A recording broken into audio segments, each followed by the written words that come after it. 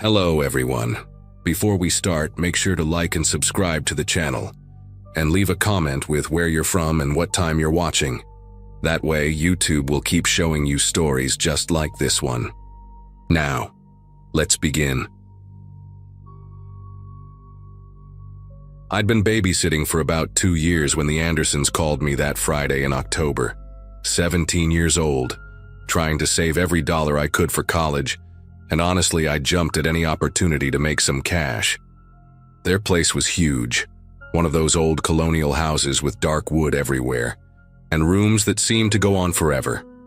Mr. Anderson worked at some investment firm downtown, while Mrs. Anderson did real estate, and they needed someone to watch Oliver and Mia while they went to a charity gala. Oliver was 8, really into dinosaurs and Legos, while Mia had just turned 6 and carried this raggedy stuffed rabbit everywhere she went. They seemed like good kids when I'd met them briefly the week before, quiet but friendly enough. The parents left around 4 that afternoon, said they'd be back by midnight, left me $60 on the counter for pizza, and told me to help myself to anything in the fridge. I figured it would be an easy night, feed the kids, maybe watch a Disney movie, get them in bed by 8:30, then catch up on my calculus homework. Everything went perfectly normal for the first few hours, which makes what happened later even harder to process. We built a massive Lego castle in the living room, ordered pepperoni pizza from this place called Gino's down the street, and the kids were actually being really sweet with each other, taking turns picking what to watch on TV. Around 7, we were cleaning up the dishes together when Mia said something that made every muscle in my body go tense. She was drying a plate with this faded dish towel, humming some tune from a cartoon, when she mentioned really casually that the man in the attic doesn't like pepperoni either. Oliver dropped the cup he was holding.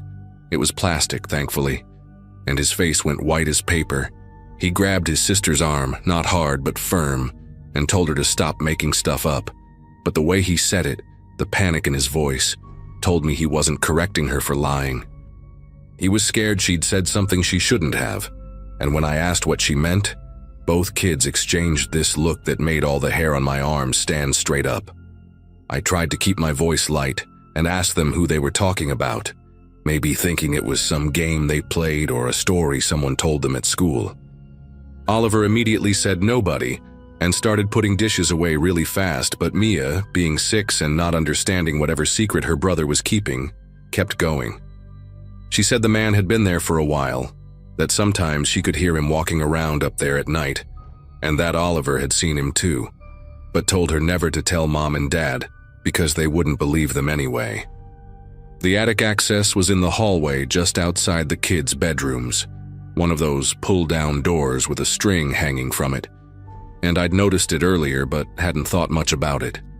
Oliver was practically dragging Mia out of the kitchen at this point, saying she was making things up for attention, but the kid looked genuinely terrified, like he might actually start crying. That's when I heard it, this really distinct creaking sound from directly above us, like someone taking a careful step on old floorboards. We all went silent for probably 10 seconds, just standing there in the kitchen listening to the house. Old houses make noise, I kept telling myself. Wood settles, pipes expand and contract. There's always some logical explanation for these sounds. But then it happened again. Another creak, then another, in a clear pattern like someone was walking slowly across the floor above us. Oliver grabbed his sister's hand and whispered that they should go watch TV in the living room, but I could see he was shaking. Mia seemed less scared and more confused, like she couldn't understand why we were all acting weird about something she'd apparently been aware of for who knows how long. Told the kids to go to the living room and pick out a movie, trying to sound normal, even though my heart was pounding so hard I could hear it in my ears. Once they were gone, I stood there in that kitchen, looking up at the ceiling, trying to convince myself I was being paranoid. The Andersons had probably just stored some boxes up there that were settling, or maybe they had mice. Lots of old houses have mice in the walls and attics. I went to check on the kids in the living room and found them huddled together on the couch, Oliver with his arm around Mia protectively, while she clutched her stuffed rabbit. They'd put on some cartoon, but neither was really watching it. Both of them kept looking toward the hallway that led to their bedrooms and the attic access. I sat down with them and tried to act normal, but after about 15 minutes I couldn't stand it anymore. I needed to know what was going on. I asked Oliver as gently as I could to tell me the truth about what Mia had said. At first he refused, kept insisting she was making it up, but when I promised I wouldn't think he was lying or crazy, he finally broke down. He said it started about 3 weeks ago when he woke up one night to use the bathroom and saw the attic door was open just a crack. He knew his parents never went up there. His mom had bad knees and his dad always said there was nothing up there but insulation and old junk from the previous owners. But that night, Oliver swore he saw fingers wrapped around the edge of the door, holding it open just slightly, and then the door had slowly, silently pulled shut. After that night, Oliver said he started noticing things. Food would go missing from the pantry, not a lot, but enough that he noticed because his mom had blamed him for eating a whole box of crackers he hadn't touched. Sometimes he'd hear footsteps above his room late at night, really soft ones like someone trying not to be heard. The worst part was about a week ago when he'd gotten up to get water and saw a shadow at the end of the hallway, just standing there by the attic access. He'd run back to his room and locked the door, and the next morning tried to tell his dad, but Mr. Anderson had said he was having nightmares from watching scary YouTube videos and took away his tablet for a week. Mia had apparently heard the footsteps too, but being younger, just accepted it as something normal. Oliver had told her it was probably just house sounds to keep her from getting scared, but she'd started calling it the man in the attic anyway. As Oliver was telling me all this, I kept listening for more sounds from above, and that's when I noticed something that made my whole body go cold. There was a thin line of dust on the hallway floor, right beneath the attic door, like someone had recently disturbed years of accumulated dirt, and it had filtered down through the cracks. I pulled out my phone and almost called the Andersons right then, but I stopped myself. What was I going to say? That their kids had told me a story about someone in the attic and I'd heard some creaking? They'd think I was either trying to scare them or that I was too immature to handle babysitting. Instead, I called my older brother Nathan, who was home from college for the weekend. He answered on the third ring and I could hear his video game in the background. I told him everything as quietly as I could while the kids watched their movie, and at first he laughed, said I was letting my imagination run wild. But when I mentioned the dust and the missing food, he got quiet and told me to grab the kids and leave the house immediately. He said he'd meet me outside in 15 minutes. He only lived about 10 minutes away, and we could figure out what to do from there. I was about to do exactly that when we heard something that changed everything. The clear, unmistakable sound of a toilet flushing from the second-floor bathroom, right next to the kids' bedrooms. The thing is, we were all in the living room on the first floor, and I knew for a fact that the Andersons didn't have any pets that could somehow trigger a flush. Oliver's face went completely white, and Mia actually started crying, burying her face in her rabbit. I grabbed both kids and my car keys, not even bothering with their jackets or my backpack, and we rushed toward the front door. But as we passed the staircase, I made the mistake of looking up toward the second floor. Standing at the top of the stairs was a man, probably in his 40s, wearing what looked like old sweatpants and a stained t-shirt, with greasy shoulder-length hair and this scraggly beard. He wasn't moving, just standing there watching us with these hollow, sunken eyes. The smell hit me then, too. Even from downstairs I could smell it, like unwashed clothes and spoiled food and something else I couldn't identify. For what felt like forever but was probably only 2 seconds, we just stared at each other. And then he took one step down the stairs, his bare foot making this wet slapping sound on the wood. I didn't wait to see what he'd do next. I yanked the front door open so hard it slammed against the wall, and we ran out into the dark October evening. Oliver was practically carrying Mia, who was sobbing uncontrollably, and I was fumbling with my car keys, dropping them twice on the driveway before managing to unlock my beat-up Toyota Corolla. We piled into the car and I locked all the doors immediately, starting the engine with trembling fingers. Through the house's front window, I could see the man standing in the living room now, just watching us through the glass. He wasn't chasing us or trying to hide. He just stood there like he was curious about what we'd do next. I threw the car in reverse and backed out of that driveway so fast I nearly hit the mailbox, and as we drove away, I saw him move toward the door like maybe he was going to come outside. I drove straight to the grocery store parking lot about a mile away, where there were lots of lights and people, and that's where Nathan found us 10 minutes later, all three of us still sitting in my car with the doors locked. Nathan called 911 while I called the Andersons, and Mrs. Anderson answered on the second ring, music and laughter loud in the background. When I told her what happened, trying to keep my voice steady so I wouldn't completely panic the kids who were listening, she went silent for so long, I thought the call had dropped. Then she started asking rapid-fire questions. What did he look like? Did he hurt anyone? Where were we now? And I could hear her telling her husband to get the car immediately. The police arrived at the house before the Andersons did, and Nathan followed them back there, while I stayed with the kids in the store parking lot, buying them hot chocolate from the Starbucks inside and trying to keep them calm. About an hour later, Officer Daniels called me to take a statement. They'd found the guy still in the house. Apparently he'd gone back up to the attic when he heard the sirens.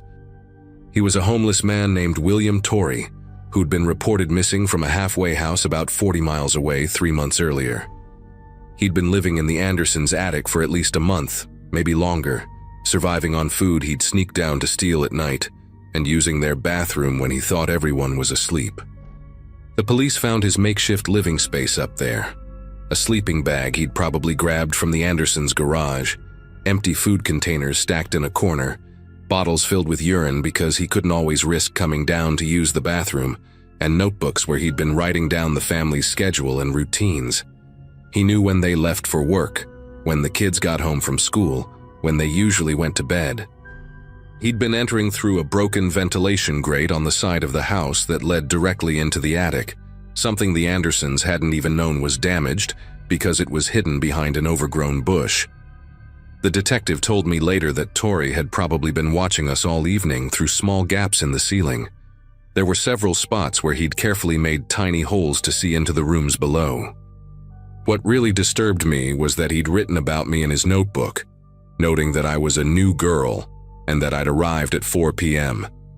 He'd been right above us the whole time, listening to everything, and only came down because he'd gotten too comfortable, too confident that we were just kids who wouldn't do anything even if we saw him. The Andersons were obviously horrified and kept apologizing to me and my parents, offering to pay for therapy if I needed it, asking over and over if I was okay. They moved out of that house within a month, and as far as I know, never went back even to pack everything. They hired a moving company to do it all. Oliver and Mia ended up needing counseling, especially Oliver, who blamed himself for not making his parents believe him sooner. Torrey was charged with breaking and entering, trespassing, and some other stuff I can't remember. But because he had mental health issues and hadn't technically hurt anyone, he only got 2 years in jail plus mandatory psychiatric treatment. I still babysit sometimes, but I always check every closet, every room, and yes, every attic access before the parents leave. I know the odds of something like this happening again are basically zero, but I can't help it. The thing that still keeps me up sometimes is thinking about all those nights the Anderson kids were sleeping just a few feet below a complete stranger who was watching them, studying them, and they were completely helpless. Oliver was right to be scared, and the fact that no one believed him until it was almost too late is something I don't think any of us involved will ever really get over.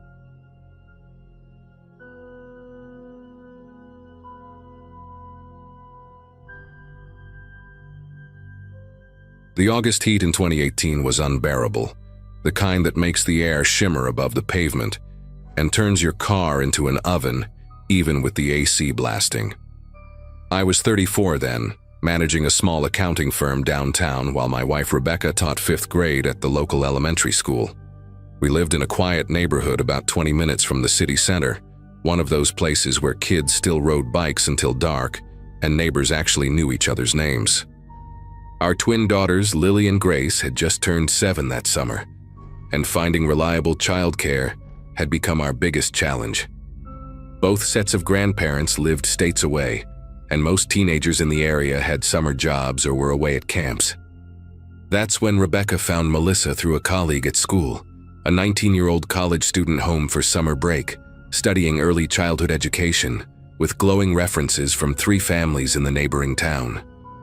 Melissa had been watching the girls for about 6 weeks by then, and honestly, she seemed like a gift from heaven.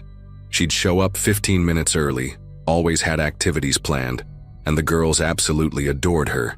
She had this warm, easy way about her.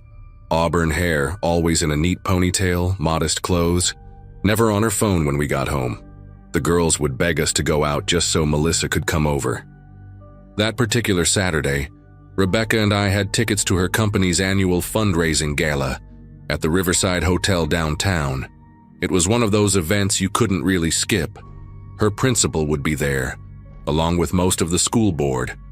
Rebecca had bought a new dress specifically for it, this deep green number that made her eyes pop, and I'd actually gotten my good suit dry cleaned for once. We'd left the house around 6:30, giving Melissa the usual rundown. Bedtime at 8:30, emergency numbers on the fridge, leftover pasta in the microwave if she got hungry. The gala turned out to be one of those painfully formal affairs where everyone stands around making small talk, while pretending the tiny portions of overpriced food are actually filling. By 8:15, Rebecca was struggling in her heels, and I'd already heard the same story about the school district's budget 3 times from different board members. We were stationed near the silent auction table when Rebecca's principal, Mr. Hutchinson, started what promised to be a lengthy monologue about standardized testing reforms. About 20 minutes into his speech, his wife suddenly clutched her stomach and went pale. Turned out the shrimp appetizers hadn't agreed with her. In the chaos that followed, with Mr. Hutchinson frantically calling for his car and apologizing profusely, Rebecca and I exchanged a look. Nobody would notice if we slipped out early too. We made our quiet goodbyes to a few colleagues, claiming I had an early morning conference call, and headed for the parking garage. The relief of escaping that stuffy ballroom was immediate. Rebecca kicked off her heels before we even reached the car, laughing about how we'd just gotten a free pass from the world's most boring event. The drive home was peaceful, windows down to let in the cooler evening air, Rebecca humming along to some old song on the radio. We'd decided not to text Melissa we were coming back early, partly because we didn't want her to feel like we didn't trust her to handle the full evening, but mostly because Rebecca thought it would be nice to surprise the girls if they were still awake. Maybe we'd all have ice cream and watch a movie together. As we turned onto our street, I noticed how quiet everything seemed. Porch lights on, a few TVs flickering through windows, the Davenport's cat prowling across their lawn. Our house looked exactly as we'd left it, warm light spilling from the living room window, Rebecca's garden gnomes standing guard by the walkway. I pulled into the driveway behind Melissa's beat-up Ford Focus, and we gathered our things, Rebecca still carrying her heels, both of us moving quietly in case the girls were already asleep. The front door was locked, which was good. We'd stressed to Melissa about keeping it secured after dark. I turned my key slowly, trying not to make too much noise. The moment we stepped inside, I heard voices from the living room. Melissa's familiar laugh mixed with something else, a deeper voice that made me pause in the entryway. Rebecca heard it too, her hand finding my arm, both of us standing there in the dim hallway trying to process what we were hearing. It was definitely a man's voice, low and rough, saying something I couldn't quite make out. Then Melissa laughed again, but it sounded different this time, nervous, higher-pitched than usual. Rebecca and I exchanged a quick glance, and I moved forward first, my socks silent on the hardwood floor. The living room doorway was about 10 feet ahead, and as I got closer I could smell something strange, cigarette smoke, which we absolutely never allowed in the house, mixed with something else, like motor oil or gasoline. The TV was on but muted, casting shifting blue light across the hallway wall. I heard the man's voice again, clearer now. "They always keep the good stuff hidden somewhere. Check that cabinet over there." My whole body went rigid.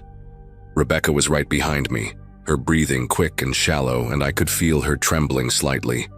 Every instinct told me to rush in, but something about that voice, the casual way he talked about going through our things, made me pause. I peered around the doorframe just enough to see inside. Melissa was on our couch, and next to her sat a man I'd never seen before. He was probably mid-40s, wearing a stained gray work shirt and jeans with holes at the knees. His hair was thin and greasy, pulled back in a stringy ponytail, and even from across the room I could see the crude tattoos covering his arms. Not professional work, more like the kind people get in prison. His boots were on our coffee table, leaving dirt marks on the glass, and in his hand was a beer from our fridge. But what made my chest tighten was the way he was sitting, completely relaxed, like he owned the place, one arm draped behind Melissa on the couch. She looked small next to him, her usual ponytail messy, and she kept glancing toward the stairs that led up to the girls' rooms. "Come on, baby, don't be so uptight," the man said, pulling Melissa closer. "I told you they won't be back for hours. Rich people love their fancy parties." His hand moved to her shoulder and I saw her stiffen. "Besides, you said their kids are heavy sleepers. We could make all the noise we want." That's when I noticed the backpack by his feet. Black, military style, partially unzipped. Something metallic gleamed inside, but I couldn't tell what it was from my angle. Melissa mumbled something I couldn't hear, and he laughed, an ugly sound that made my skin prickle. "Don't worry about it. After tonight, you won't have to babysit anymore. We'll have enough to get out of this dump of a town." He took another swig of beer, then stood up suddenly, and I pulled back into the shadows. "Where'd you say they keep the jewelry again? Upstairs bedroom, right?" I heard footsteps moving toward the hallway, toward us, and Rebecca grabbed my arm so tight her nails dug through my sleeve. I pulled Rebecca back quickly, guiding her into the kitchen as silently as possible. My mind was racing, trying to process what we just heard. This man was planning to rob us, and Melissa was involved somehow. But the way she'd looked, the tension in her body, made me wonder if she was there willingly. Rebecca was already pulling out her phone, her fingers shaking as she dialed 911. I kept myself positioned where I could see the hallway, ready to act if he headed upstairs toward our daughters. The dispatcher answered, and Rebecca whispered our address, explaining the situation in short, clipped sentences. I heard movement from the living room, heavy footsteps pacing, Melissa's voice saying something about waiting, about being careful. Then the man's voice, sharper now. "I've been waiting in that stinking garage for 3 hours. You said this would be easy money. Now stop being scared and help me find their stuff." The garage. He'd been in our garage, waiting. The thought made me sick. How long had this been planned? The dispatcher was telling Rebecca to stay on the line, that units were on their way, but to stay hidden and not confront the intruders. The next few minutes felt like hours. We could hear them moving around the living room, drawers being opened, things being moved. At one point I heard something glass break, followed by Melissa's sharp intake of breath and the man saying, "Shut up, it's just some cheap vase." Then suddenly, horrifyingly, I heard small footsteps on the stairs. "Melissa." It was Lily's voice, sleepy and confused. "I heard something break, is everything okay?" My heart nearly stopped. Rebecca's face went white and I had to physically hold her back from running out there. We heard Melissa's voice, artificially bright. "Everything's fine, sweetie, just drop something, go back to bed." But Lily, always the more persistent twin, came down another step. "Who's that man? Is that your dad?" There was a pause that seemed to stretch forever. Then the man's voice, trying to sound friendly but failing. "Yeah, kid, I'm her dad. Just came to pick her up. Go back to sleep." Another pause, then Lily. "But Melissa said her dad lives in Colorado." "You don't sound like you're from Colorado." Everything happened fast after that. The man cursed loudly and I heard rapid footsteps. He was heading toward the stairs, toward Lily. That's when every careful thought left my head. I burst out of the kitchen shouting, "Get away from her!" He spun around, his face a mix of surprise and rage. Up close, I could see the wild look in his bloodshot eyes.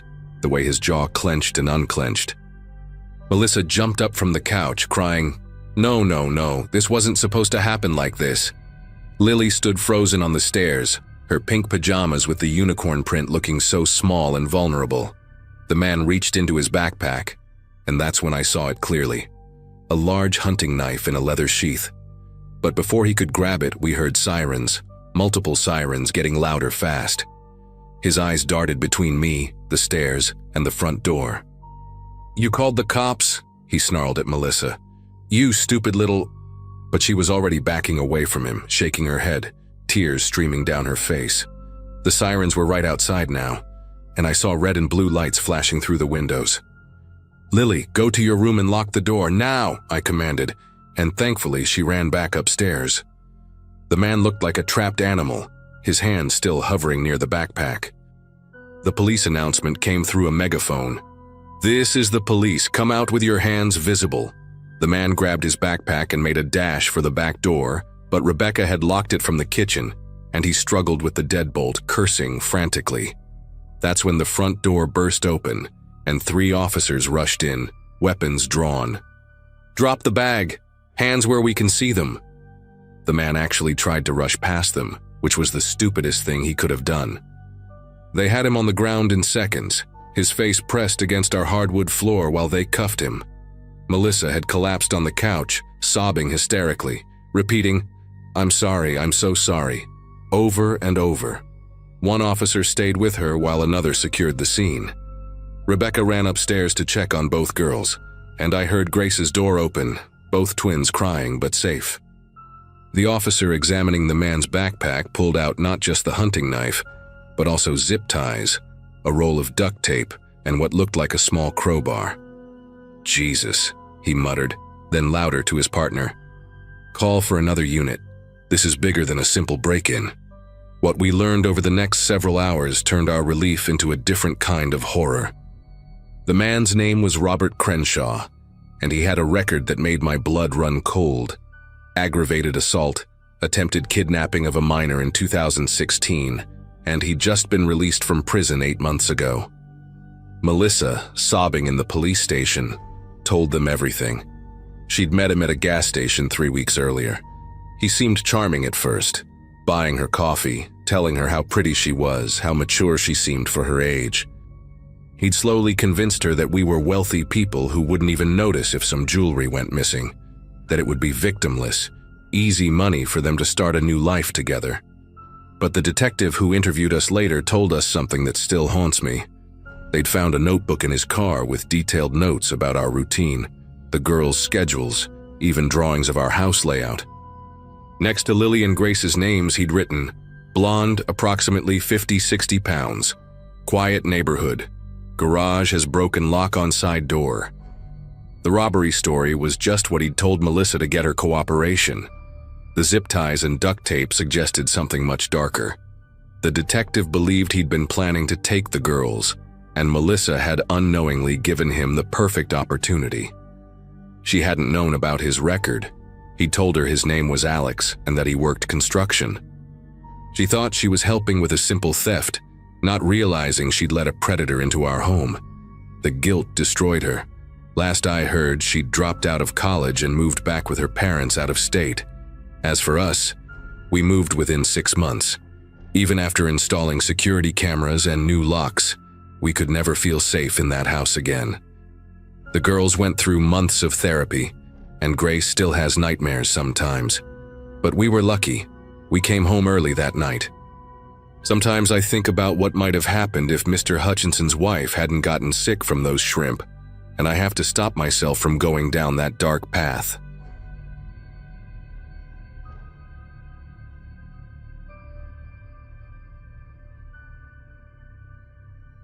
The semester had just started at Penn State, and I was desperately searching for ways to make extra cash. My roommate Jessica and I were splitting a cramped apartment near campus, and between textbooks and groceries, my savings account was looking pathetic. I was 20 years old, majoring in psychology, and had been babysitting since high school. It seemed like the perfect side gig while keeping up with classes. Every morning, I'd grab my laptop and head to this small cafe called the Grindhouse, about 2 blocks from campus. They had decent Wi-Fi, and the owner, Mrs. Chen, always gave students free refills. That Tuesday morning in early September was no different, except for the man who approached me while I was updating my profile on a babysitting website. He looked completely normal, maybe mid-30s, wearing a button-down shirt and khakis like he'd just stepped out of an office. Clean-shaven wedding ring, carrying a leather messenger bag. Everything about him screamed suburban dad. He apologized for interrupting, said he'd overheard me talking on the phone about needing babysitting work, and explained that he and his wife were desperate for someone reliable. His name was David Brennan, and he had twin girls, 6 years old, named Sophie and Ella. He showed me photos on his phone. 2 adorable blonde kids in matching sundresses, playing on a swing set in what looked like a beautiful backyard. He said his regular nanny had just quit without notice, and his wife was traveling for work. The job would be 3 evenings a week, paying $25 an hour, cash. That was almost double what I usually made, and he needed someone to start that very evening. I should have noticed the weird details right then. He kept checking his phone every few seconds, like he was waiting for something. When I asked for his wife's contact information, he said she was on a flight to Seattle and wouldn't be reachable until tomorrow. He gave me the address, 4782 Willow Creek Drive, and said to arrive at 7 sharp because he had a business dinner downtown. I asked if I could meet the girls first, maybe stop by in the afternoon, but he insisted they were at school until 5 and then had piano lessons. Everything had an explanation. Every question had an answer that made just enough sense. He even gave me a list of the girls' allergies. Sophie couldn't have peanuts, Ella was lactose intolerant, and their bedtime routine written on a post-it note. He paid me $40 up front as a good faith deposit, and shook my hand with this firm, professional grip before leaving. The rest of the day, I couldn't focus on my classes. I kept thinking about that easy money, how I could finally afford to fix my car's broken AC before the weather got hot again. I texted Jessica about the job, and she said I was lucky to find something that paid so well. Around 6:30, I drove out to Willow Creek Drive, following my GPS through neighborhoods that got progressively nicer the further I went from campus. The houses were huge, with manicured lawns and those fancy lampposts at the end of each driveway. When I pulled up to 4782, my first thought was that these people definitely could afford $25 an hour. It was a beautiful 2-story colonial with white pillars and black shutters, the kind of place you see in real estate magazines. But something was weird. There were no toys in the yard, no bikes in the driveway, no colorful curtains in what should have been kids' bedroom windows. I rang the doorbell at exactly 7 o'clock, and David answered immediately, like he'd been standing right behind the door waiting. He was dressed differently now, jeans and a polo shirt instead of business clothes, and there was this energy about him that hadn't been there at the cafe. He kept talking fast, explaining that the girls were already upstairs playing quietly, that they'd eaten dinner, that they were shy with new people, so I shouldn't worry if they didn't come down right away. The house smelled strange, like fresh paint mixed with some kind of chemical cleaner, even though everything looked lived in. He showed me around quickly, too quickly, pointing out the kitchen, the bathroom, the living room with its leather furniture and massive TV. There were photos on the mantel, but when I looked closer, they were all generic stock photos that come with picture frames. Not a single real family photo anywhere. The refrigerator had no drawings, no magnets, nothing that said kids lived here. David said he was already running late and practically pushed the emergency contact list into my hands. His cell number, the restaurant where he'd be, and supposedly his wife's number, though he reminded me she was unreachable. He grabbed a jacket from the coat rack and headed for the door, telling me the girls would probably come down for a snack around 8. Bedtime was 9:30, and I should make myself comfortable. Then he was gone, and I heard his car pull away fast, tires actually squealing a little on the pavement. I stood in that too quiet house listening for any sound of children playing upstairs.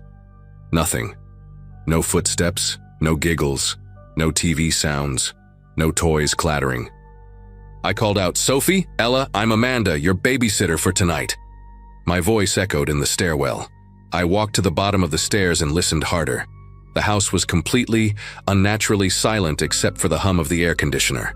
I climbed the stairs slowly, my heart hammering against my ribs. The hallway was dark with 4 closed doors. I knocked on the first one, said "Girls," and opened it. Empty. A guest bedroom with a perfectly made bed and nothing else. The second door was a bathroom. The third was an office with a desk and computer. The fourth door was supposedly the girls' room.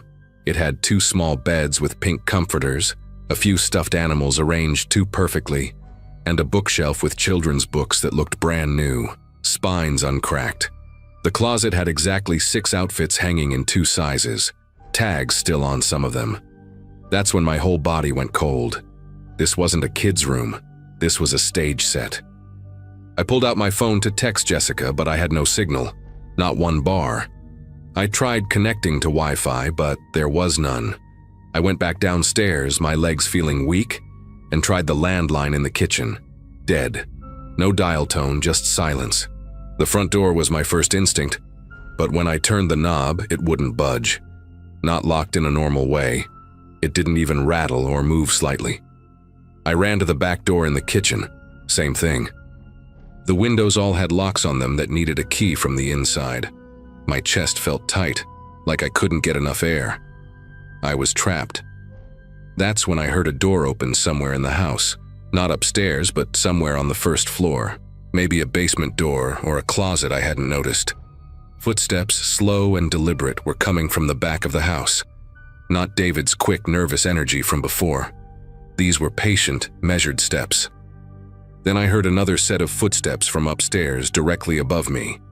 There were at least 2 people in this house with me, and neither of them were 6-year-old girls. I grabbed a knife from the kitchen block, my hand trembling so bad I could barely grip it. The footsteps stopped, both sets at the exact same moment, like they were communicating somehow. The silence was worse than the footsteps. I backed into a corner where I could see both the hallway and the kitchen entrance, holding that knife in front of me, like it could actually protect me from whatever this was. Then I saw him, not David, but another man, older, maybe 50, with gray hair and wearing work clothes like a maintenance uniform. He stood at the kitchen entrance, not moving, just watching me with this blank expression. He didn't look angry or excited or anything, just empty, like this was a normal Tuesday night for him. "She's in here," he called out, not to me but to whoever was upstairs. His voice was calm, conversational. The footsteps upstairs started again, heading toward the staircase. I screamed at him to stay back, waving the knife, but he just tilted his head slightly, studying me like I was an interesting specimen. That's when I remembered the window in the bathroom. It was smaller than the others, the kind with frosted glass that usually just has a simple latch. I had maybe 10 seconds before whoever was upstairs made it down. I threw the knife at the gray-haired man. It missed completely but made him step back, and I ran. I sprinted to the bathroom, slammed the door, and locked it. The window was small but not impossible. I could hear them both outside the door now, not pounding or yelling, just calmly trying the handle. One of them said something about the new lock working perfectly. I stood on the toilet, punched the frosted glass with my elbow wrapped in a towel. It shattered outward, the sound incredibly loud in that quiet house. I could hear them fumbling with keys now, multiple keys, like they had a whole ring of them. I squeezed through that window, feeling the remaining glass scrape my stomach and legs, not caring about the cuts. I dropped 8 feet onto the grass, landing hard on my ankle but immediately getting up and running. Behind me, I could hear the bathroom door finally burst open, and one of them shouting something I couldn't make out. I ran through the backyard, which was deeper and darker than it looked from the front. There was a wooden fence at the back, old and tall, but I could see a neighbor's house lit up beyond it. I threw myself at that fence, climbing like my life depended on it, because it did. I could hear one of them coming through the window behind me, grunting as he tried to fit through the opening I'd barely managed. My hands were slippery with blood from the glass cuts, making it hard to grip the fence boards. When I finally got to the top and swung my leg over, I saw the gray-haired man coming around the side of the house, moving faster than I expected. He was carrying something, rope or zip ties, I couldn't tell in the dark. I dropped into the neighbor's yard and ran straight to their back door, pounding on it and screaming for help. An elderly woman answered, took one look at me, bloody, crying, hysterical, and immediately pulled me inside, locking the door behind us. Her husband called 911 while she grabbed towels for my cuts. I was sobbing so hard I could barely tell the operator what happened. The police arrived within minutes, but when they went to the house at 4782 Willow Creek Drive, it was empty. Not just empty of people, empty of everything. The furniture was gone, the fake kids' room was cleared out, even the stock photos had been removed. The neighbors said the house had been a rental property, vacant for months, and someone must have broken in to use it. They found the listing online. It had been taken down that very evening. David Brennan, of course, wasn't a real name. The police found 3 other reports in different states, same setup, fake babysitting job, but I was the only one who had gotten away. They never caught them.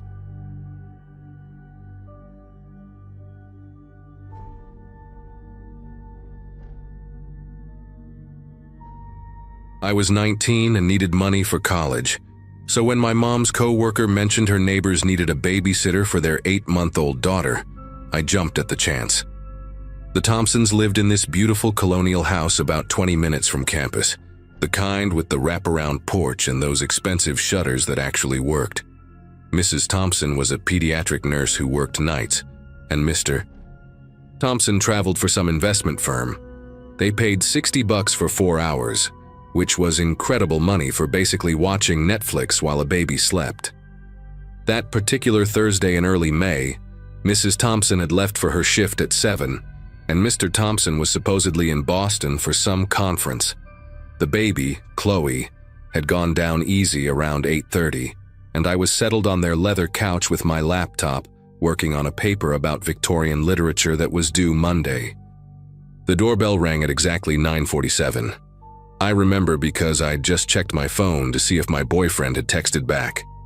Nobody ever came to the Thompsons' house that late, especially not on a weeknight. Through the peephole, I saw a man in a wrinkled gray suit, maybe 45, with this weird nervous energy that made him shift his weight from foot to foot. His hair stuck up in places like he'd been running his fingers through it repeatedly, and there was something about his eyes. They were too wide, too focused, like he was running on pure adrenaline. When I opened the door with the chain still on, he immediately started talking, his words tumbling out fast and desperate. "I need to speak with Michael Thompson. Tell him Doug Lawson is here. Tell him I know what he did with the pension fund, with my mother's retirement, with everyone's money." His breath smelled like coffee and something metallic, and I noticed his hands kept moving to his jacket pocket, then away, then back again. I tried to explain that Mr. Thompson wasn't home, that I was just the babysitter, but Doug wasn't listening. He pushed against the door hard enough that the chain started pulling the frame, and his voice got louder, more aggressive. "Don't lie to me. His car is in the garage. I checked. That black Audi with the custom plates." The thing was, he was right. Mr. Thompson's car was there because he'd taken an Uber to the airport. Something about drinking with clients before his flight. I was about to suggest he call Mr. Thompson's office tomorrow, when Doug pulled his hand out of his pocket, and everything in my body went cold.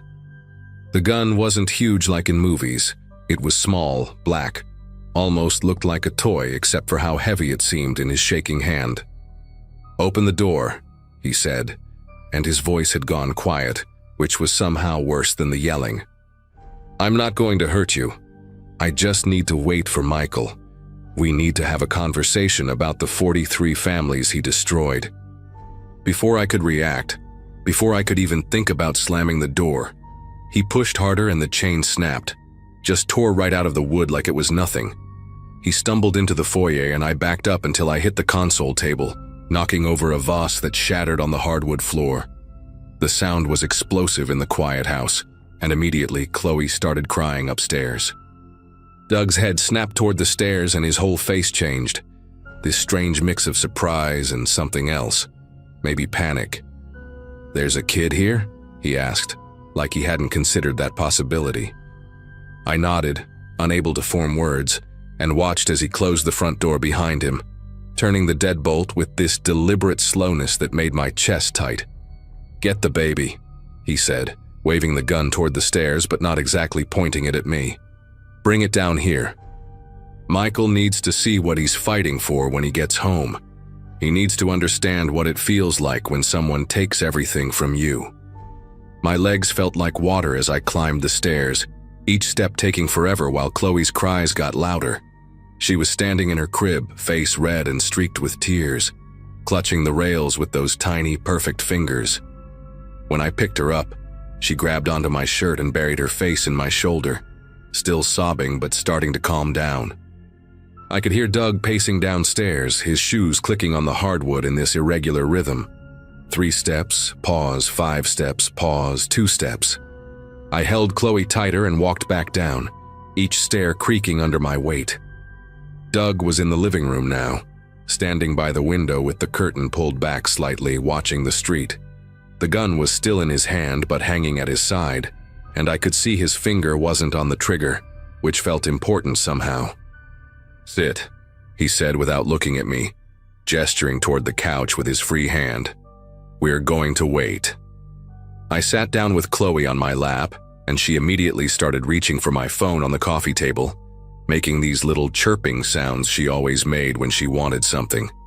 Doug turned from the window and really looked at her for the first time, and his expression did something complicated. His jaw clenched and unclenched, and he rubbed his face with his free hand. "How old?" he asked, his voice different now, rougher. When I told him 8 months, he made this sound that wasn't quite a laugh. My grandson would have been about that age. Would have been if his parents hadn't lost their house. If my son hadn't. He trailed off and went back to watching the window. "Michael Thompson told them it was a sure thing. Told all of us. Trust me," he said. "This is how you secure your family's future." And then he walked away with his commission while we lost everything. My son drove his car into a bridge abutment 3 months later, 60 miles an hour. They said it was an accident. The way he said accident made it clear he didn't believe that. And suddenly I understood this wasn't just about money. Chloe started fussing again, squirming in my arms and making those pre-cry whimpers that meant she was hungry. I asked Doug if I could get her bottle from the kitchen, and he followed me, staying about 6 feet behind like he was trying to maintain some kind of boundary. The formula was already made in the fridge. Mrs. Thompson always prepared everything in advance, and I heated it in the bottle warmer while Doug leaned against the door frame, the gun now tucked in his waistband but still visible. "What's your name?" he asked suddenly, and when I told him it was Jenny, he nodded slowly. "Jenny. You seem like a good kid. I'm sorry you're in the middle of this, but Michael needs to understand consequences. He's been avoiding me for months, blocked my number, had security escort me out of his office building. His lawyer sent a cease and desist letter. Can you believe that? A cease and desist like I'm the criminal." His laugh was bitter and sharp, and it made Chloe turn her head toward him, bottle still in her mouth, studying him with those serious baby eyes. We went back to the living room, and Doug started talking more like he needed someone to understand. He told me about the investment scheme, about how Michael had specifically targeted older clients at his previous firm, people close to retirement who couldn't afford to take risks. He showed them fake portfolios, doctored returns, had this whole elaborate setup with false documents and even a fake auditor who was actually his college roommate. 43 families lost their retirement savings. Most of them were too embarrassed to even report it, thought it was their fault for being greedy. But I did my research. I tracked down every single person he scammed. The FBI said there wasn't enough evidence that the paper trail was too clean. But I know what he did.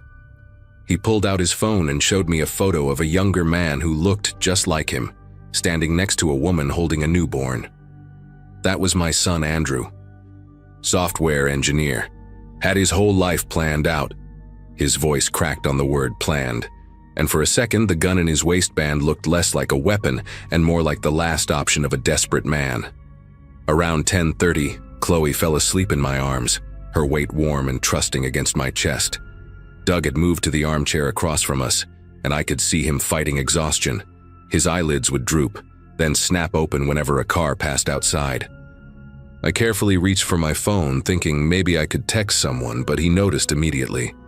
"Put it in the kitchen," he said, not angry, just tired. "Please. I can't have you calling anyone until Michael gets here. He usually comes home by 11 when he travels. Never stays overnight if he can help it." As I walked to the kitchen with Chloe still sleeping against me, I noticed the family photos on the wall. Michael Thompson smiling at a company party, his arm around his wife, both of them looking successful and untouchable. When I came back, Doug was staring at those same photos with an expression I couldn't read. "You know what the worst part is?" he said quietly.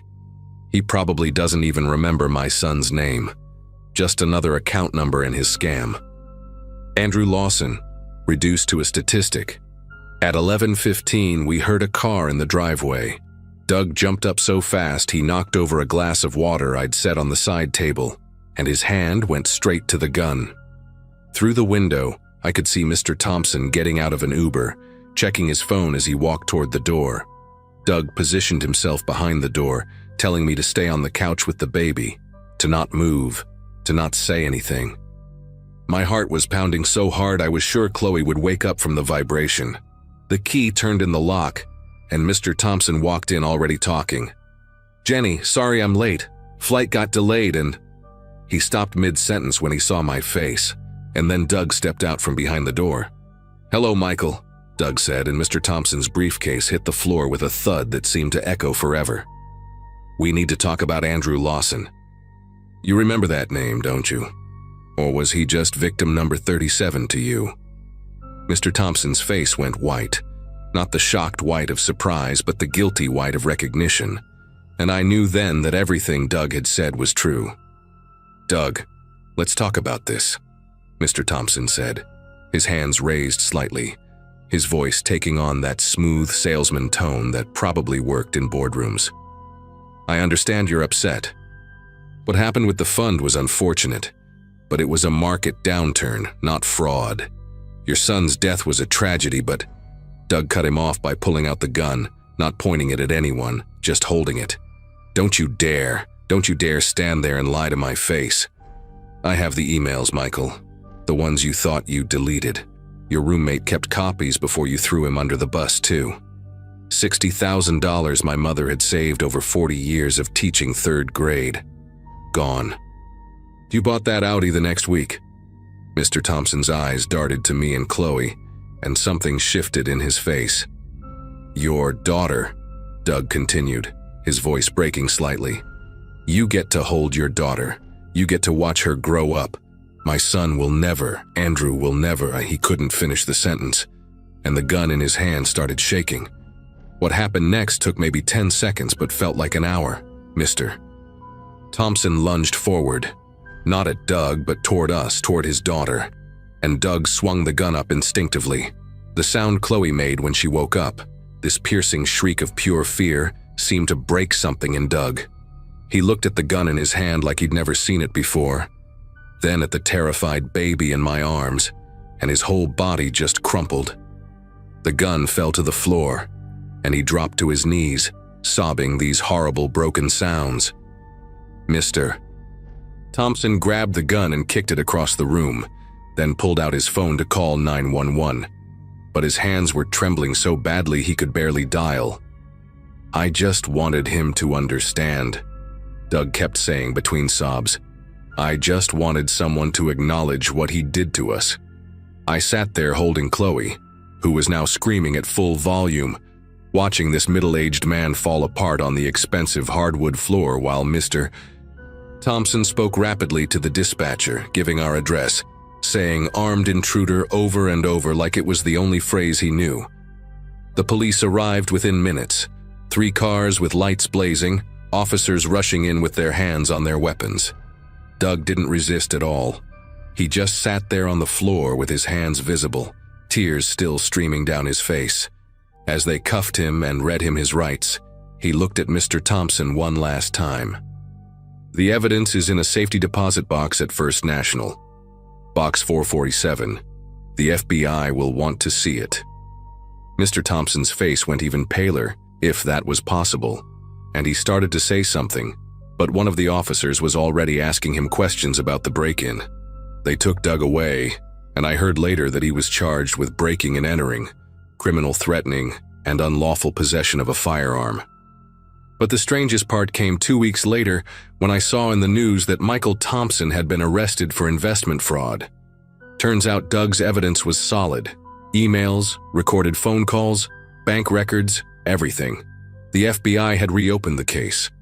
Mrs. Thompson called me the next day to make sure I was okay, and to tell me they wouldn't need me to babysit anymore. They were moving, she said, somewhere fresh.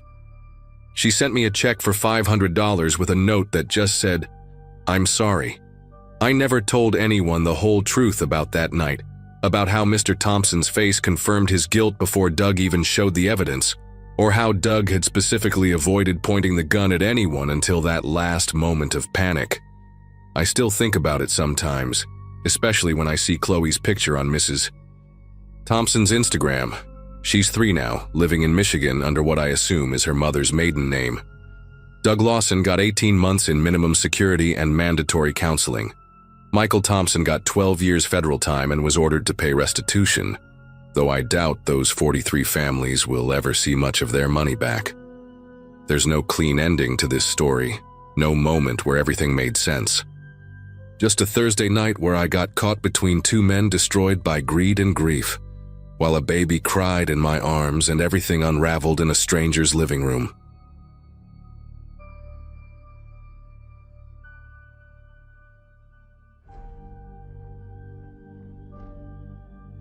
Saturday nights usually meant hanging out with friends at the mall or catching a movie, but that particular evening in early November found me driving through an unfamiliar neighborhood with my phone's GPS guiding me to Oakwood Court. I was 17, had been babysitting for extra cash since freshman year, and Mrs. Coleman was offering $50 for what she promised would be an easy night watching her 6-year-old son Noah. She'd found me through a mom's Facebook group where several parents had recommended me, and when she called 2 days earlier, her voice carried that particular strain of desperation that meant her regular sitter had bailed. The money would cover half my car insurance for the month, and honestly, spending a few hours watching cartoons with a kid seemed better than another night scrolling through social media while my friends posted stories from parties I couldn't afford to attend. Their house sat at the very end of the cul-de-sac, one of those modern 2-stories with big windows and gray siding that seem to be popping up everywhere lately. Behind it, thick woods stretched out into darkness, the trees already bare from autumn wind. Mr. Coleman greeted me at the door in a tuxedo that pulled tight across his shoulders, fumbling with cufflinks while his wife's voice drifted from upstairs, something about not finding the right shoes. Noah stood beside his father, clutching a stuffed triceratops and studying me with those serious eyes that some kids get when meeting new people. Mrs. Coleman rushed down the stairs 5 minutes later, in a burgundy dress, her hair still slightly damp from curling, and launched into rapid-fire instructions. Emergency numbers on the fridge, pediatrician's info in the drawer, Noah already ate dinner, bedtime at 9 sharp, absolutely no scary movies even if he begs. They were gone within 10 minutes, leaving behind the lingering scent of expensive perfume and the quiet hum of a house I didn't know. Noah turned out to be one of those easy kids who mostly entertained himself. We built a fortress out of couch cushions in the living room, and he showed me his collection of dinosaur books, explaining in detail which ones were herbivores and which ones would definitely eat us if they were still alive. Around 8:30, while we were halfway through his favorite animated movie about talking cars, I noticed movement outside the big picture window that faced the front yard. Just a quick shadow passing by, probably someone walking their dog. But when I looked closer, I could make out a figure standing at the edge of the driveway, right where the streetlights reach faded into darkness. They weren't moving, just standing there facing the house. I kept Noah distracted, not wanting to scare him, but every few minutes I'd glance back and the person would still be there. After about 15 minutes, I casually got up to get a snack and peeked through the kitchen window for a different angle. The figure had moved closer, now standing by the Coleman's mailbox, still watching. I told myself it was probably just someone from the neighborhood, maybe a teenager smoking where their parents couldn't see them, or someone waiting for a ride. But something about the way they stood so still, never checking a phone, never shifting their weight, made my chest feel tight. Noah asked for juice, and while I poured it in the kitchen, I noticed the side door that led to the garage. Mrs. Coleman had mentioned it during her rush tour, saying it was tricky, and to make sure it was locked, because sometimes it didn't catch properly. I checked it, definitely locked. Through the small window in the door, I could see into the dark garage, and beyond that, another window that showed the side yard. My breath caught. The figure was there now, standing between the house and the fence, maybe 10 feet from where I was standing. This close, I could see it was a man, tall and thin, wearing what looked like a dark jacket with the hood up. He wasn't looking at the garage door, though. His head was tilted up toward the second-floor windows. Grabbed my phone and scrolled to Mrs. Coleman's number, then hesitated. What would I even say? There's someone standing in your yard? He hadn't done anything threatening, hadn't tried to get in, hadn't even approached the doors. They'd be at their gala by now, probably just sitting down to dinner. I decided to text my mom instead, keeping it casual, just letting her know where I was and that everything was fine. Noah wanted to show me his room before bed, so I carried him upstairs on my back, making dinosaur noises to keep things light. His bedroom was at the front of the house, decorated with glow-in-the-dark stars on the ceiling and more dinosaur posters than I could count. While he brushed his teeth in the bathroom, I stood by his window and carefully pulled the curtain aside just enough to see out. The man was back at the front of the house now, standing in the middle of the lawn. From this angle, I could see he was wearing work boots and dark pants, maybe jeans. His face was completely hidden by the hood, but I could tell he was looking up, directly at the window where I stood. I stepped back quickly, my heart hammering against my ribs. Noah came padding back in his socks, and I tucked him into bed, trying to keep my voice steady while I read him a story about a friendly brontosaurus. He was out within 10 minutes, his breathing deep and even, still clutching the stuffed triceratops. I left his door cracked open like Mrs. Coleman had instructed and went back downstairs, every nerve in my body on high alert. The living room felt too exposed with those big windows, so I settled in the kitchen, where I could see both the front door and the side door to the garage. I texted my friend Jenna, asking if she was still up, needing the connection to someone, anyone. While waiting for her response, I heard it, a soft scraping sound from the side of the house, like someone dragging something against the siding. I crept to the side door window and peered out. The man was right there, his face inches from the glass, though I still couldn't make out his features in the darkness. But what made my whole body go cold was what I saw in his hand, a small notebook where he was writing something down, his eyes never leaving mine through the glass. I stumbled backward, knocking into the kitchen counter, and when I looked again, he was gone. Just empty darkness where he'd been standing seconds before. My phone buzzed, Jenna responding with some gossip about a party, but I couldn't focus on the words. I did a quick check of every door and window on the first floor, making sure everything was locked, yanking on each handle twice to be certain. The house had an alarm system, but Mrs. Coleman hadn't given me the code, only mentioned that they rarely used it. I found a large kitchen knife in the drawer and set it on the counter, then felt ridiculous and put it back, then grabbed it again. The silence in the house was suffocating, every small sound. The refrigerator humming, the heater clicking on, made me jump. I positioned myself where I could see the front door, the stairs, and the hallway leading to the garage door all at once. 20 minutes passed with no sign of the man. Maybe he'd left. Maybe he was just some local weirdo who liked to freak people out. I started to relax slightly, even managed to respond to Jenna's texts with shaky thumbs. Then I heard Noah crying upstairs, that confused, half-awake whimper kids do when they have bad dreams. I rushed up, taking the stairs two at a time, and found him sitting up in bed, rubbing his eyes. He said someone was tapping on his window, that it woke him up. My blood turned to ice water in my veins, but I kept my voice calm, telling him it was probably just a tree branch. His window faced the front yard. There were no trees close enough to reach it. I picked him up and carried him downstairs with me, making up a story about having a special movie night since his parents were gone. I settled him on the couch with a blanket and put on another cartoon, volume low. While he watched, mesmerized and still half asleep, I called 911. I kept my voice quiet, explaining the situation to the dispatcher. She said a patrol car would swing by to check things out, probably within the next 15 to 20 minutes. As I hung up, I noticed something that made my legs feel weak. The side door to the garage, the one I'd checked twice, the one Mrs. Coleman warned me about, was standing slightly open, cold November air drifting into the kitchen. I grabbed Noah, who protested sleepily, and carried him to the powder room near the front entrance. It was the only room on the first floor with a lock on the door and no windows. I set him on the closed toilet seat. His dinosaur clutched against his chest and told him we were playing a game. Whoever could be the quietest would win a prize. His eyes were wide now, picking up on my fear despite my attempts to hide it.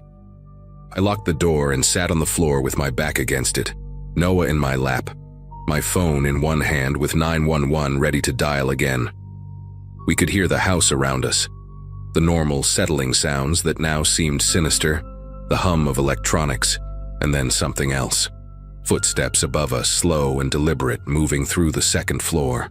Not the quick, light steps of someone searching, but measured, unhurried, like someone taking inventory.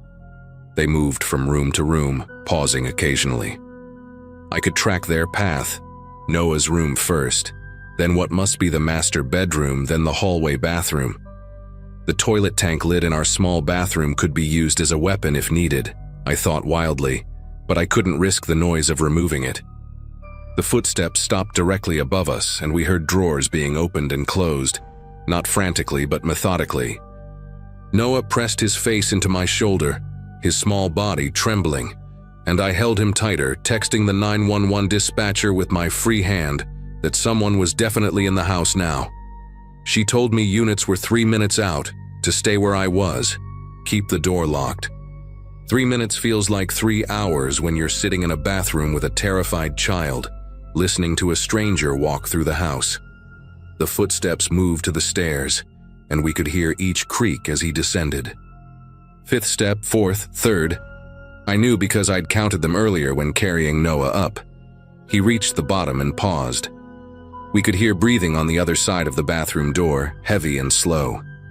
The doorknob turned once, testing. Then again, harder. Noah whimpered, and I pressed my hand gently over his mouth, tears running down both our faces. The man kicked the door once, hard enough to make the frame shake, and Noah's dinosaur fell to the floor with a soft thump. Then suddenly, beautifully, we heard sirens approaching, getting louder by the second. The footsteps retreated fast, running now, and we heard the side door slam. I stayed frozen in place, Noah still clutched against me, until I heard loud knocking and someone identifying themselves as police. Even then, I made them slip their badge under the bathroom door before I opened it. 2 officers were there, a younger guy with red hair and an older woman who immediately took charge. While the male officer searched the house and checked the perimeter, the woman sat with us in the living room, Noah on my lap, refusing to let go. She was patient and professional, taking my statement while keeping her voice soft enough not to further frighten Noah. The other officer came back and asked me to walk through the house with him to see if anything looked disturbed. In Noah's room, all his dresser drawers were open, clothes moved around but nothing obviously missing. The master bedroom was the same.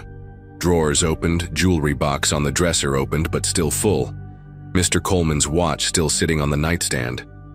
But in the small office at the end of the hall, we found what the intruder had been after. A filing cabinet was open, papers scattered on the desk, and the officer pointed out what I hadn't noticed. Several documents with social security numbers, bank statements, tax returns, everything someone would need for identity theft. The Colemans came home to a crime scene.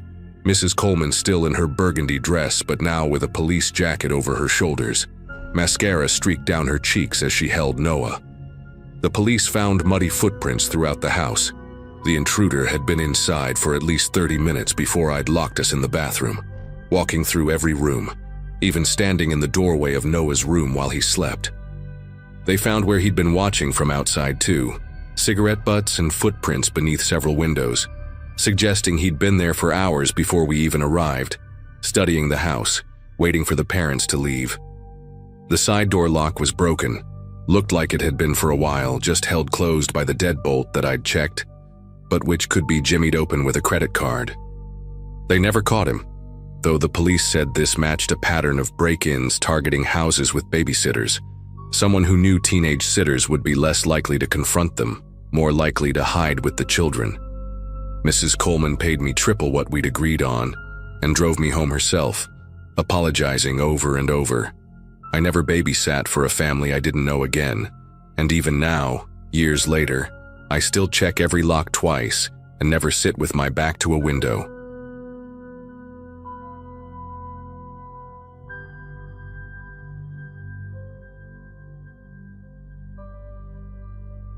Most people think babysitting is easy money.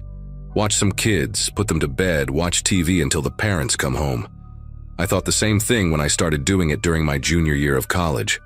The extra cash helped with textbooks and rent for my cramped studio apartment near campus. It was a Saturday in early April when I got a call from the Waynes, a family I'd never worked for before. They'd gotten my number from another family I regularly sat for, the Johnsons. Mrs.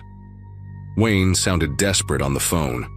Their regular sitter had canceled last minute, and they had theater tickets they'd bought months in advance. She offered to pay double my usual rate if I could be there by 6. The money was too good to pass up, especially with finals coming up and my car needing new brakes.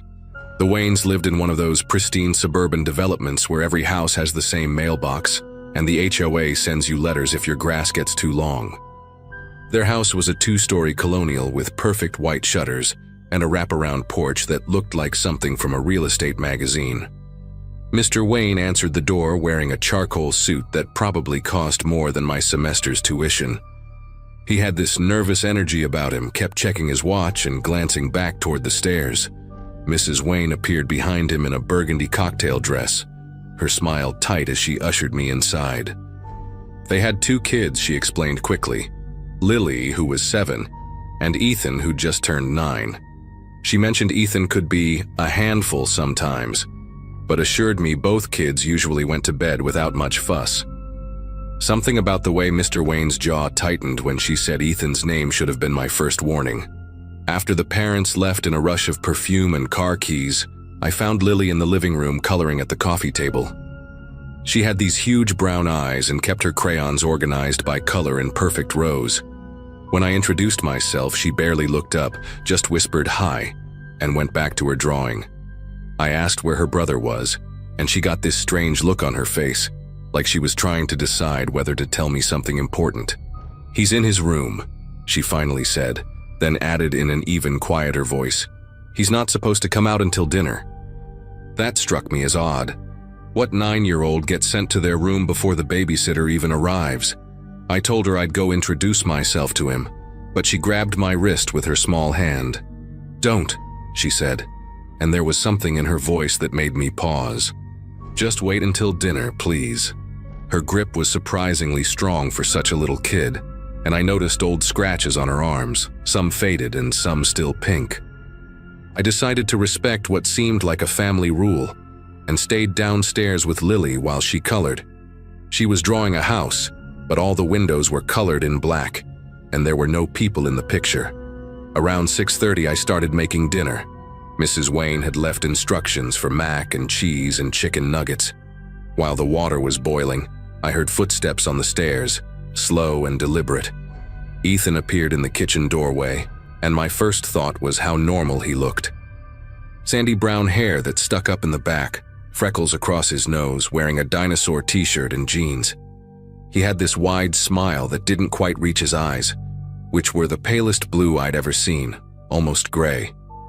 "You must be the new babysitter," he said, and something about hearing such formal words from a 9-year-old felt wrong. He walked past me to the counter and picked up a knife from the block, turning it over in his hands like he was examining it. "We're not supposed to touch those," I said, keeping my voice light and friendly. He looked at me for a long moment, still holding the knife, before setting it down with a deliberate click against the granite. During dinner, Ethan sat directly across from me while Lily picked at her food beside him. He ate his chicken nuggets by tearing them apart with his fingers first, examining the inside before eating each piece. "Did you know," he said suddenly, "that chickens can live for 18 months without a head? There was this one chicken named Mike who survived after my grandpa chopped his head off for dinner." He smiled at Lily when he said this, and she pushed her plate away. I tried to change the subject, asking about school and friends, but Ethan kept steering the conversation back to disturbing topics. How long different animals could survive without air, what happens to bodies when they decompose, whether I'd ever seen something die. Lily excused herself to use the bathroom, and as soon as she left, Ethan leaned forward. "Want to see something cool in the basement?" he asked. When I said maybe later, his expression shifted just for a second to something darker. "Lily showed you her scratches, didn't she? She's so dramatic. She doesn't understand that sometimes you have to hurt things to see how they work." The moment Lily came back, she must have sensed the tension because she immediately asked if we could watch a movie. I agreed quickly, grateful for the distraction, and we moved to the living room. Lily sat pressed against my side on the couch while Ethan took the armchair across from us, never taking his eyes off me even as the movie played. About halfway through, I heard a sound from upstairs, a high-pitched squeak followed by a thump. "That's just Mr. Whiskers," Lily said quickly, but her whole body had gone rigid. "Our cat," she added when she saw my confusion. Ethan stood up slowly, that same inappropriate smile spreading across his face. "I should check on him," he said. "He hasn't been feeling well." Lily's fingers dug into my arm and she whispered, "Don't let him go up there alone." But Ethan was already heading for the stairs, and when I stood to follow, he turned and said in this perfectly calm voice, "I really think you should stay with Lily. She gets scared when she's alone." The way he said it wasn't a suggestion. I stayed with Lily for about 5 minutes before the sounds from upstairs got worse. A series of thuds, and then what sounded like the cat screaming. Lily was crying now, silent tears running down her face, and I'd had enough. I told her to stay on the couch and headed for the stairs, taking them 2 at a time. The hallway was dark, but I could see light coming from under a door at the end.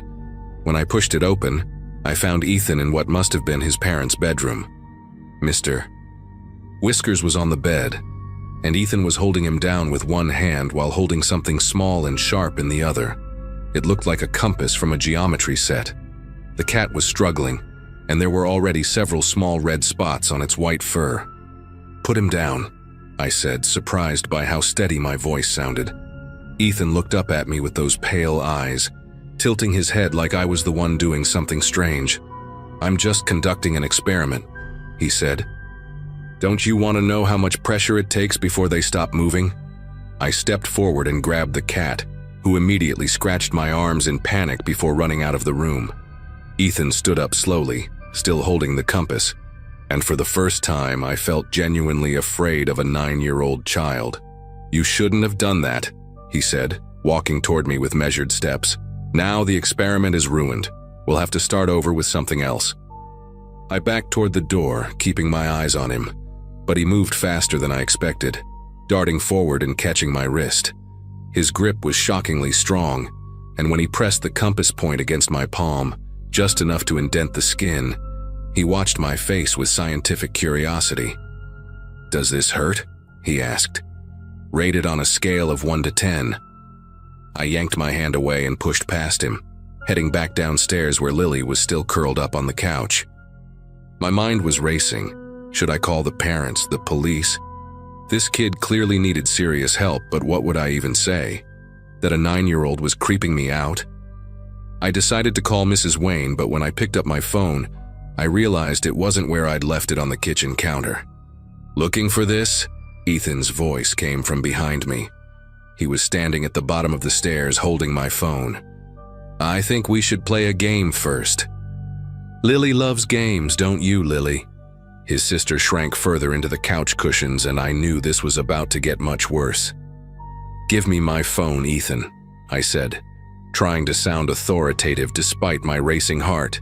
He tossed it in the air and caught it, then suddenly threw it hard against the wall where it shattered into pieces. The sound made Lily whimper. "Oops," he said flatly. "Guess you can't call anyone now." He walked into the kitchen, and I heard drawers opening and closing. When he came back, he was carrying the knife from earlier, the one he'd been examining before dinner. "Did you know that the human body has about 37 trillion cells?" he said conversationally, running his finger along the flat of the blade. "I read that each one dies and regenerates at different rates. Skin cells last about 2 weeks. Red blood cells last 4 months. But brain cells, some of those last your whole lifetime, unless something happens to them." He took a step toward us and I pulled Lily behind me. "We're leaving," I said, grabbing Lily's hand and moving toward the front door, but Ethan was quick, positioning himself between us and the exit. "The game isn't over yet," he said, "and nobody leaves until I say so." That's when Lily did something I didn't expect. She bit Ethan's arm hard enough to make him drop the knife. "Run!" she screamed, and we bolted toward the back door in the kitchen. I could hear Ethan behind us, not running but walking with those same measured steps, like he knew we couldn't really escape. The back door was locked with a deadbolt that needed a key from the inside. Mrs. Wayne hadn't shown me where they kept it. Ethan appeared in the kitchen doorway, rubbing his arm where Lily had bitten him. "That really hurt, Lily," he said calmly. "You know what happens when you hurt me?" Lily was sobbing now, pressing herself against the door. I grabbed a chair and held it between us and Ethan like a shield. "The Brenners next door," Lily whispered to me. "They have a key. Their backyard connects to ours through the gate." Ethan heard her and shook his head slowly. "You're not supposed to tell secrets, Lily. Now I'll have to punish both of you." He picked up the knife from where it had fallen, and I made a decision. I threw the chair at him as hard as I could, grabbed Lily, and ran for the sliding glass door in the dining room. The glass door was unlocked, thank God, and we burst into the backyard just as I heard the chair crash behind us. The Waynes' backyard was huge and dark, with a pool covered for the season, and garden beds along the fence. Lily pointed to a gate in the far corner, barely visible in the moonlight, and we ran toward it, my bare feet slipping on the wet grass. Behind us, the sliding door opened with a soft whoosh. "You can't run forever," Ethan called out, his voice carrying across the yard. "And when I catch you, we're going to play a different game. One where Lily gets to watch what happens when you don't follow the rules." The gate was locked with a simple latch that I fumbled with in the darkness, my fingers numb with fear. Finally, it clicked open and we stumbled into the Brenners' yard. Their house was lit up like a Christmas tree, every window glowing, and I could see someone moving in the kitchen. We ran to their back door and I pounded on it with both fists, probably looking insane. A college girl with scratched arms and no shoes, dragging a crying 7-year-old. Mrs. Brenner opened the door, an older woman with silver hair pulled back in a bun, and her eyes went wide when she saw us. "Call 911, I gasped out. "Please, just call 911 now." She didn't hesitate, immediately grabbing her phone from the counter while ushering us inside. Mr. Brenner appeared from the living room, and when I told them Ethan was dangerous and had a knife, his face went pale. "We've been worried about that boy," he said quietly. "Found our dog last month." "Never mind. Martha, tell them to hurry." We could see the Waynes' backyard from their kitchen window, and Ethan was standing by the gate, still holding the knife, just staring at the Brenners' house. He didn't try to come through the gate, just stood there watching. And somehow that was more terrifying than if he'd chased us. The police arrived within 10 minutes, the longest 10 minutes of my life, and 2 officers went to the Waynes' house while 1 stayed to take our statements. Lily finally told them everything, how Ethan had been hurting her for months, killing neighborhood pets, threatening her if she told anyone. She showed them older scars I hadn't noticed before, neat little cuts on her legs that he'd made her hide with long pants. The parents came home about an hour later to find police cars and an ambulance in their driveway. Mrs. Wayne broke down completely when the officers told her what had happened, but Mr. Wayne just stood there, with this hollow look, like he'd been expecting this call his whole life. Ethan was taken for psychiatric evaluation that night. I later learned from Mrs. Johnson, the family who'd recommended me, that he'd been diagnosed with conduct disorder and possible antisocial personality disorder, fancy terms for what everyone in that neighborhood now knew was a deeply disturbed child who'd been escalating for years. The Waynes moved away 3 months later, but I kept in touch with the officer who'd taken my statement. He told me Ethan was placed in a specialized residential treatment facility after they found journals in his room documenting everything he'd done to animals and his plans for bigger experiments. Lily went to live with her grandmother in another state while her parents dealt with the legal and medical fallout. She sent me a letter once, about a year later, thanking me for getting her out that night. She said she was doing better, making friends, and didn't have to lock her bedroom door anymore. I never babysat again after that night. I work in an office now. Nice boring data entry where the worst thing that happens is the printer jams. Sometimes I still think about Ethan's pale eyes and that clinical curiosity in his voice when he asked me to rate my pain.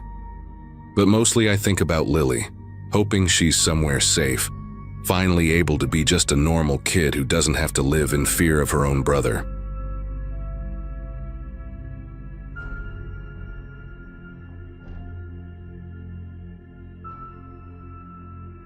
Last winter, I was between jobs when my sister Laura asked if I could watch her boys for a week while she attended a conference in Phoenix.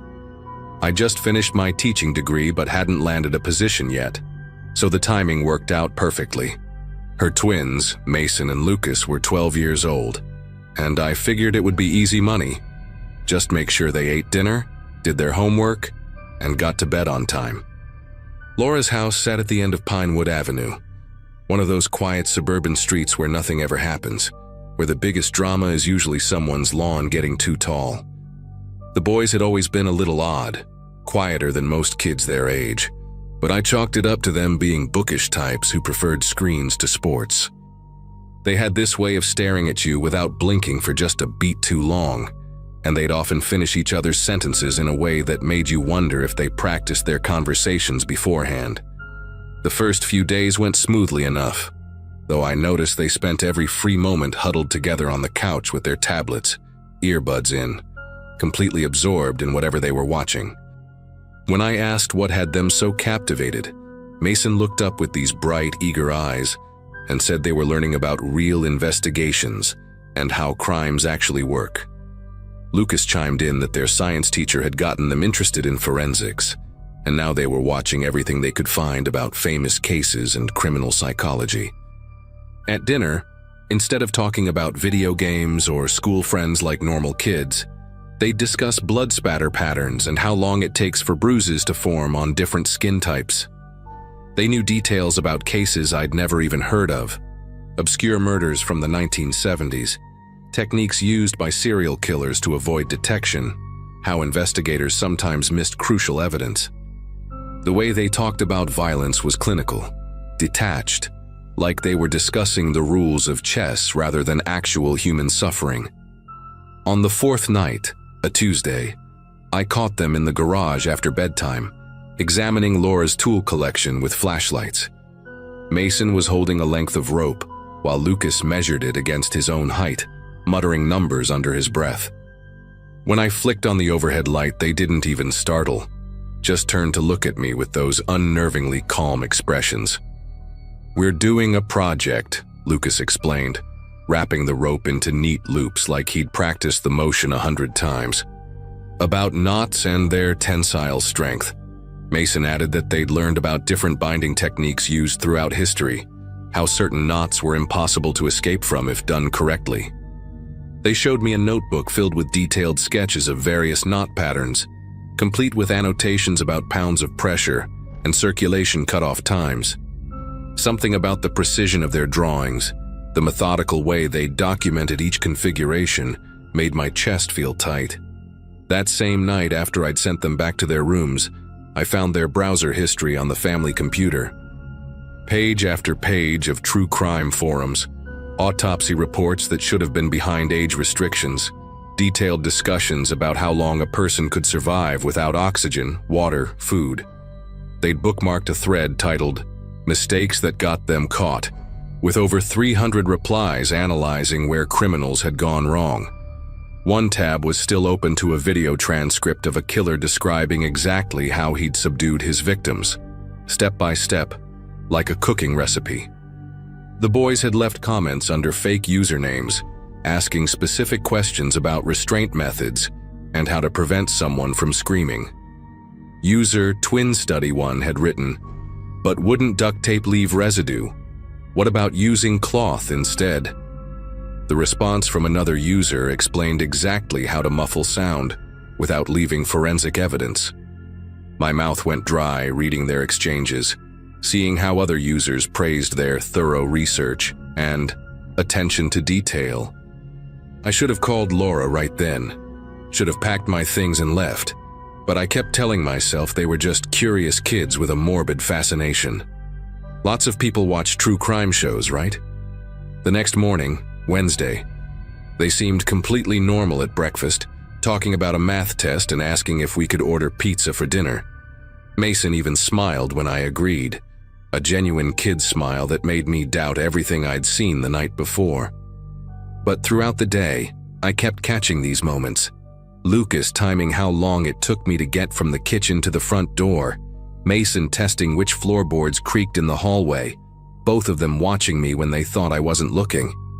After lunch, I found them in the basement with Laura's old camcorder, filming each other practice approaching someone from behind. "It's for a school presentation," Lucas said when I asked, but their teacher had sent home a newsletter that week, and there was nothing about any presentations. By Wednesday evening, the atmosphere in the house had shifted into something I can't quite describe, like the air before a thunderstorm, charged and heavy. The boys kept exchanging these meaningful looks across the dinner table, and I noticed they'd barely touched their pizza, despite specifically requesting it.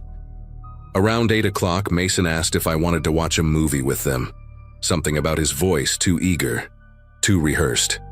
Lucas was already setting up the living room, moving the coffee table aside to create more floor space, positioning the couch cushions in a specific arrangement that seemed oddly deliberate. They'd closed all the curtains even though it was still light outside, and I saw Lucas slip something into his pocket when he thought I was looking at the TV. The movie they'd chosen was some obscure thriller about a home invasion, and they kept pausing it to discuss the techniques the criminals were using, asking me what I would do in that situation, how I would try to escape. About halfway through the movie, Lucas said he was cold and went to get blankets. Mason stayed unnaturally still beside me, his breathing deliberately steady like he was counting each inhale and exhale. When Lucas returned, he had an armful of sheets and blankets, way more than we needed, and that rope from the garage tucked underneath. Before I could react, Mason grabbed my wrists with surprising strength while Lucas threw a sheet over my head. The coordination was perfect. They'd clearly rehearsed this. I tried to stand, but Mason hooked his leg behind my knees, a move he must have seen in one of those videos, and I went down hard on the carpet. Lucas was already wrapping the rope around my ankles with those precise knots he'd been practicing, talking to Mason in this calm, instructional voice. "Remember, 3 loops minimum, just like the forum said." My heart was hammering so hard I thought it might burst as I felt them securing my wrists behind my back with what felt like zip ties they'd hidden in the couch cushions. The sheet came off my head once they had me restrained, and I saw they'd lit dozens of candles around the room. When had they even done that? The flickering light made their faces look older, sharper, and they were both wearing latex gloves they must have taken from under the kitchen sink. Mason had a notebook in his hand, reading from it like a script. Subject appears distressed, pulse visibly elevated in carotid artery, initial restraints holding as expected. Lucas was setting up the camcorder on a tripod, adjusting the angle to capture everything. They weren't playing anymore. This was methodical, systematic, like they were conducting an actual experiment with me as their test subject. We read that fear responses peak within the first 15 minutes, Lucas explained, pulling out a kitchen timer and setting it on the mantel. We want to document the physiological changes, pupil dilation, perspiration, vocal patterns. Mason approached with a flashlight, shining it directly in my eyes while Lucas took notes about my reaction. The smell of all those candles was overwhelming, vanilla and cinnamon mixing into something that made me nauseous. When I tried to scream, they didn't panic or rush to silence me like you'd expect from kids who'd gotten in over their heads. Instead, Lucas calmly checked his watch and made a note. Vocalization attempt at minute 3. Volume approximately 70 decibels based on our prior measurements. Mason pulled out an iPad and showed me a sound meter app they'd been using to test how far screams could travel from inside the house. The Petersons next door can't hear anything under 85 decibels, he informed me matter-of-factly. We tested it last weekend when they were home. They'd thought of everything, researched everything, prepared for every contingency like tiny criminal masterminds. Lucas produced a ball of cloth, one of my own socks, I realized, and held it near my face. Phase 2 involves testing gag effectiveness, he announced to the camera. We've compared different materials and insertion methods based on emergency room data about choking hazards. The clinical way he said it, like he was presenting a science fair project, made bile rise in my throat. They spent the next hour running through what they called their protocol, taking turns reading from their notebooks and making adjustments to my restraints.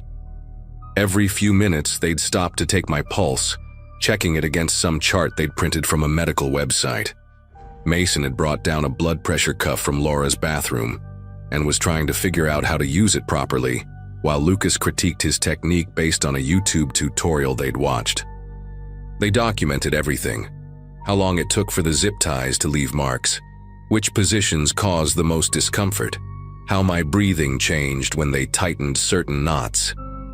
At one point, Lucas mentioned they'd found a website that explained how crime scene investigators could determine the timeline of events based on bruising patterns and ligature marks. We're being careful not to cause permanent damage, he assured the camera, as if that somehow made this better. The kitchen timer kept going off every 15 minutes, and they'd reset it and move to the next phase of whatever sick experiment they were conducting. One of the candles near the window had burned down dangerously low, wax pooling on the wooden side table Laura had inherited from her grandmother. The boys were so focused on their research that they didn't notice when that candle finally tipped over, the pooled wax catching the lace doily underneath. The flame spread to the curtain's edge while Mason was busy adjusting the camera angle, and Lucas was writing observations about my stress indicators. It wasn't until smoke started filling the room that they looked up from their notebooks, and I saw real panic flash across their faces for the first time all night. The smoke detector started shrieking just as Lucas tried to stamp out the growing fire with a couch cushion, which only made things worse. Mason ran to the kitchen for water but knocked over 3 more candles in his rush, and suddenly the room was chaos. Smoke everywhere, multiple small fires starting, the boys coughing and stumbling over their equipment. Through the window, I could see lights turning on at the Petersons' house, then the Ngoyans across the street. The twins were trying to untie me when we heard the sirens, their practiced calm completely shattered as they fumbled with the knots they'd so carefully crafted. Lucas was crying, saying, "We didn't mean for this part to happen," over and over, while Mason tried to cut the zip ties with safety scissors that weren't strong enough. The firefighters broke down the door just as the boys managed to get the rope off my ankles. I'll never forget the look on the lead firefighter's face when he took in the scene. Me still partially tied up, the camera on its tripod, the notebooks full of their observations scattered on the floor, and these 2 12-year-old boys in latex gloves standing over me with scissors. The police arrived minutes later, and while the paramedics checked me over, I watched the officers flip through those notebooks, their expressions growing more disturbed with each page. The boys kept trying to explain that it was just research, that they were going to let me go after they collected enough data, that they'd calculated everything to be safe within acceptable parameters. The officer who took my statement, A woman named Detective Ramirez told me they'd found over 40 hours of true crime content on the boys' devices, plus correspondence with adult users on those forums who'd been encouraging their curiosity. Laura had to fly home that night, and I spent 3 hours at the hospital getting photographed and examined, while she sobbed in the waiting room. The boys ended up in a psychiatric facility for evaluation, and the last I heard, they were in intensive therapy. I still have scars on my wrists from those zip ties, thin white lines that remind me how close I came to being a statistic in someone else's true crime obsession.